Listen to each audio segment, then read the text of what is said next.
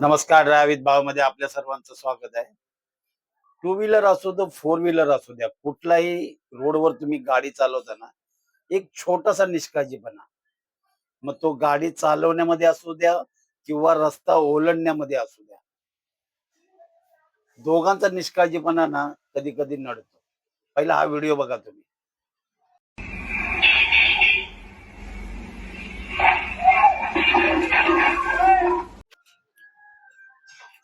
थोडासा निष्काळजीपणा बाईकवाल्याचा पण आणि त्या महिलेचा पण. बाईकवाल्याचं का, थोडस जर गाडीची जर तो स्पीड जर कमी असता ना, तर हा अपघात झाला नसता. बरं, मी बाईकवाल्याला सुद्धा इथे नाव नाही ठेवत. महिलेने सुद्धा न बघता रस्ता क्रॉस केला आणि या अपघाताला बळी पडले. मी कायम व्हिडिओमध्ये सांगतो, सर्वात मृत्यूचं प्रमाण जर असेल ना, तर ते रस्ते अपघात आहे. मग ते रस्ता ओलांडणे असो नाहीतर रस्त्यावर झालेले अपघात असो. त्या महिलेने सुद्धा दोन्ही बाजूला बघून जर रस्ता जर क्रॉस केला असता ना, तर हा अपघात झाला नसता.